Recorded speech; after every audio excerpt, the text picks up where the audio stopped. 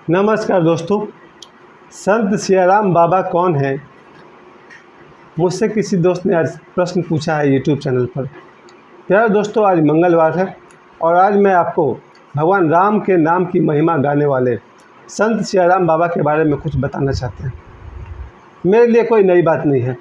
मैं बचपन से अब तक ऐसे बहुत सारे संतों से मिल चुका हूँ जो सिर्फ भगवान राम का नाम जप करके तरह तरह की सिद्धियाँ पाई।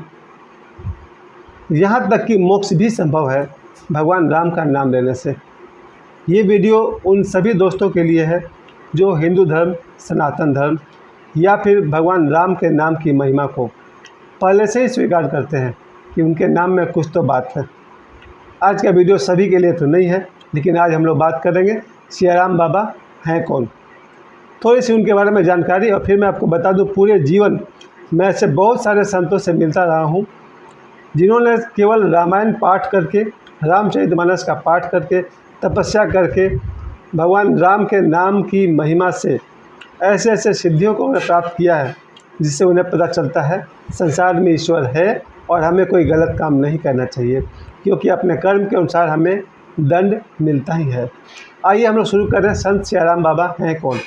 आज दिन में ही मैंने उनका एक वीडियो देखा, उसको मैंने फिर शेयर किया लोगों के सामने, और मेरे से किसी ने प्रश्न पूछ दिया कि संत सियाराम बाबा कौन है और कहाँ रहते हैं। थोड़ी सी जानकारी मैं उनके बारे में बता दूं कि मध्य प्रदेश में एक ज़िला है खरगोन। खरगोन ज़िला के पास नर्मदा नदी के तट पर बत्यान आश्रम है संत सियाराम बाबा का। एक बार फिर से रिपीट कर दूं, आप लोग सर्च कर लीजिएगा। खरगोन ज़िला, नर्मदा तट पर बत्यान आश्रम में संत श्री सियाराम बाबा का आश्रम है। इनके विषय में सबसे ज़रूरी बात यही कहा जाता है कि उनकी उम्र अभी 115 वर्ष है। 115 वर्ष की इस अवस्था में वो अपना सारा काम स्वयं करते हैं, यहाँ तक कि वो अपना भोजन भी स्वयं बनाते हैं। उन्होंने 10 वर्ष तक खड़े रहकर तपस्या की है। इससे पहले मुझे मालूम था कि भगवान महावीर ने भी खड़े होकर वर्षों तपस्या की है। बाद में भगवान महावीर उकड़ू बैठकर ध्यान किया करते थे। उकड़ू बैठकर, जिसको गोदुहासन कहा गया है, क्योंकि बिल्कुल पालथी मारकर सिद्धासन में अगर बैठा जाए तो शरीर इतना विश्राम में चला जाता है कि हो सकता है मन आपके नए नए सपने देखने लगे। लेकिन अगर उकड़ू बैठकर ध्यान किया जाए तो आपके मन को आसपास भटकने की सुविधा नहीं मिलती है। और खड़े रहकर ध्यान तो मैं भी करता हूँ प्रतिदिन 1 घंटा। पिछले 4 वर्षों से मैं भी खड़े रहकर ध्यान करता हूँ प्रतिदिन सुबह 1 घंटे। संत सियाराम बाबा के बारे में ये भी कहा जाता है कि उन्होंने 12 वर्ष तक मौन साधना की। मौन साधना करना सभी साधक के लिए ज़रूरी है। मैं आज तक ये मौन साधना नहीं कर पाया। कल मैंने सोचा कि शुरू करूं। 2 अक्टूबर गांधी जयंती और लाल बहादुर शास्त्री जयंती के अवसर पर मैंने सोचा कि मैं मौन साधना शुरू करूं। मेरे लिए मौन साधना का अर्थ होगा जितना ज़रूरी हो उतना ही बोला जाए, जितना पूछा जाए उतना ही बोला जाए, अन्यथा मौन रखा जाए। आज दिन में कई बार मैं असफल हो गया हूं, लेकिन मैं प्रयास आगे भी जारी रखूंगा। संत सियाराम बाबा, उन्होंने अग्नि सिद्धि कर रखी है, यानी कि उन्हें दिया जलाने के लिए किसी माचिस की ज़रूरत नहीं है। वो अपने हाथों से दिया को जला लेते हैं। इस बारे में मैं आपको बता दूं कि ओशो ने अपने प्रवचन में बताया है गीता में, योगाग्नि क्या होता है। योगाग्नि का अर्थ होता है हमारे शरीर में जो अग्नि तत्व है उसको कंसंट्रेट करके एक बिंदु पर लाना और अग्नि प्रकट करना। इससे पहले ओशो कहते हैं कि एक संत ने उत्तर प्रदेश में, यूपी के एक संत ने, जब उनके शरीर छोड़ने का समय आया तब उनका उम्र 80-100 साल के आसपास था, और यूपी के एक सिख संत ने ये प्रयोग करके दिखाया कि योगाग्नि के द्वारा अपने शरीर को जला करके भस्म किया। साधारण तौर पर हज़ारों वर्षों से शरीर छोड़ने के बाद हम लोग उस शरीर को अग्नि में जला देते हैं हिंदू धर्म के अनुसार, क्योंकि अदरवाइज इतने सारे बैक्टीरिया भर सकते हैं कि उससे आसपास के लोगों को नुकसान होगा। इसलिए हम सभी मृतदेह को अग्नि में जलाते हैं। लेकिन उन सिख संत ने अपने शरीर को योगाग्नि से जलाया, अर्थात वो पालथी मारकर बैठ गए कंसंट्रेट किया, अपने शरीर के अग्नि तत्व को उन्होंने एकत्र किया और उनके शरीर से जगह जगह से आग निकलने लगा और सभी लोगों के सामने, गांव के लोगों के सामने उनका शरीर जलकर राख हो गया। डॉक्टर्स ने मेडिकल रिपोर्ट में लिखा कि इनके शरीर को जलाने के लिए कोई भी बाहरी पेट्रोल, माचिस, केरोसिन का इस्तेमाल नहीं किया गया है। उन्होंने योगाग्नि के द्वारा अपने शरीर को अग्नि को समर्पित कर दिया। इससे हमें ये पता चलता है कि हमारे शरीर में जो अग्नि तत्व है उसको कंसंट्रेट करके अग्नि प्रकट किया जा सकता है। उसी तरह से और एक संत थे जो लकड़ियों को इकट्ठा करके, सूखी लकड़ियों को इकट्ठा करके मुंह से फूंक मार करके उसे जला देते थे। यानी कि उनके मुंह से, जैसे है ना वो काल्पनिक कथा ड्रैगन के मुंह से आग निकलता है, उसी तरह से वो संत जो हैं अपने शरीर से अग्नि तत्व को इकट्ठा करके अग्नि से उस लकड़ी को जला देते हैं। उसी तरह से संत सियाराम बाबा जब वो दिया जलाते हैं तो उन्हें किसी माचिस की ज़रूरत नहीं है, अपने हाथों से अग्नि प्रकट करके उसे जला लेते हैं। प्यारे दोस्तों, ये अंधविश्वास की बात नहीं है। आज मैं आप सभी को बताना चाहता हूँ कि संत सियाराम बाबा जैसे बहुत सारे संत हुए हैं और आज भी हैं। ये भी देखिए, संत सियाराम बाबा 21 घंटा तक रामचरितमानस का पाठ करते हैं, रामायण का पाठ करते हैं। जो व्यक्ति रामायण का पाठ 21 घंटा तक करेंगे उनके शरीर में ध्यान, धारणा, समाधि, इसमें से धारणा तो मजबूत होनी ही है, ध्यान, धारणा और फिर समाधि। जब भी कोई संत या व्यक्ति या भक्त रामायण का पाठ करता है या रामचरितमानस का पाठ करता है, उसके अंदर एक पॉजिटिविटी आता है, एक सकारात्मक विश्वास आता है। उसी विश्वास से बहुत कुछ संभव होने लगता है। मैंने बहुत बचपन से, शायद 5 वर्ष की उम्र के आसपास से रामचरितमानस, हनुमान चालीसा और भी बहुत सारे पाठ करना मैंने शुरू कर दिया और मैंने देखा कि 1, 2, 3 दिन के अंदर में बहुत सारी शक्तियाँ प्रकट होने लगी, बहुत सारे चमत्कार होने लगे और हमें लगने लगा कि हमें तो बहुत शक्ति आ गई है।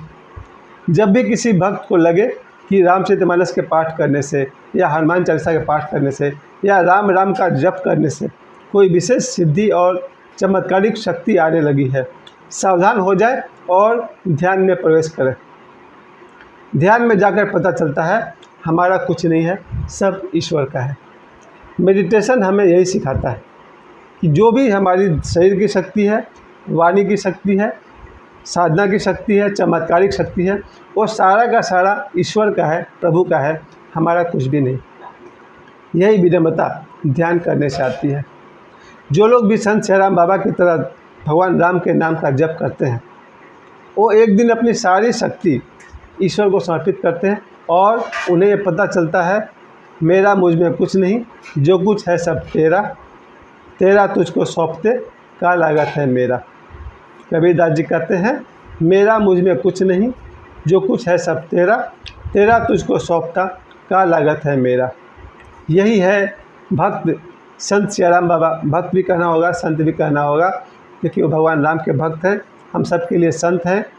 और चूँकि मेरे शरीर में जिनका खून बह रहा है, मेरे परदादा यानी कि ग्रेट ग्रैंड पेरेंट्स, मेरे पिताजी के दादाजी, जिन्हें फलाहारी बाबा के नाम से जाना जाता है, 1936 तक वो इस शरीर में थे। उन्होंने हनुमान जी की साधना और रामचरितमानस रामायण की ऐसी घोर तपस्या उन्होंने की है कि आज भी लगभग 100 वर्ष तक उनके समाधि पर लोग पूजा करते हैं, जल चढ़ाते हैं, फूल चढ़ाते हैं। बाबा ने, मेरे परदादा ने अंतिम 12 वर्ष तक अन्न वाला भोजन नहीं किया था। फलाहार कहिए, और फल मतलब कोई सेब केला नहीं, जो कुछ भी गांव में उपलब्ध था उसका वो भोजन करके अपना शरीर चलाया। अंत में उन्होंने 12 वर्ष तक अन्न नहीं लिया था और उनका पूरा जीवन का साधना भगवान राम का नाम लेना, रामचरितमानस पढ़ना, हनुमान चालीसा पढ़ना, हनुमान जी को अपना गुरु बताते थे। तो मेरे शरीर में जिनका खून है, उन्होंने ये सिद्ध कर दिया कि राम नाम की महिमा अपार है। मैं भी अपने बल पे कहता हूँ कि जब कभी मैं लगातार हनुमान चालीसा का पाठ करता हूँ या जब कभी मैं रामचरितमानस का पाठ करता हूँ, 1-2 मिनट के अंदर से ऊर्जा की बाढ़ सी महसूस होती है। उस ऊर्जा के बाढ़ से अगर कुछ कह दिया जाए तो हो जाएगा। कुछ कर दिया जाएगा तो सफलता मिलेगी। लेकिन मेरे लिए खतरा ये था कि अहंकार की वृद्धि होती थी और मुझे लगता था कि मैं कुछ हूँ और बाकी सब लोग क्या है। जब भी कोई व्यक्ति साधना करता है और उससे वाक सिद्धि मिल जाती है, उसके कहने से कुछ होने लगता है, तो अपने आप को विशेष मानने लगता है, स्पेशल मानने लगता है। यही अहंकार है। और अहंकारी व्यक्ति अगर आशीर्वाद दे दे तो हो जाएगा, तो जब गुस्सा आएगा तो श्राप तो देगा ही। और अहंकारी व्यक्ति को तो क्रोध आएगा ही आएगा, क्योंकि अहंकार और क्रोध मेरे लिए पर्यायवाची है, दोनों एक ही चीज़ है। जब हम राम जी का नाम लेते हैं लगातार, अगर मैं आँख बंद करके, श्री राम भी कहने की ज़रूरत नहीं है, सिर्फ राम राम राम अगर मैं आँख बंद करके रिपीट करूँ तो 10 मिनट 15 मिनट के अंदर से मुझे ऐसा वाइब्रेशन महसूस होता है कि लगता है अगर मैंने कुछ कह दिया तो हो जाएगा, और हो जाता है। यही अहंकार मुझे 50 साल से डुबाए हुए है। जिस दिन मुझे ये पता चल जाता है कि सब कुछ ईश्वर का है, मैं भी ईश्वर का हूँ, मेरा शरीर ईश्वर का है, मेरी वाणी ईश्वर की है, मेरा ध्यान साधना की ऊर्जा ईश्वर की है, तब वो, इसे कहते हैं ब्रह्मलीन अवस्था, जो मेरी अभी नहीं है।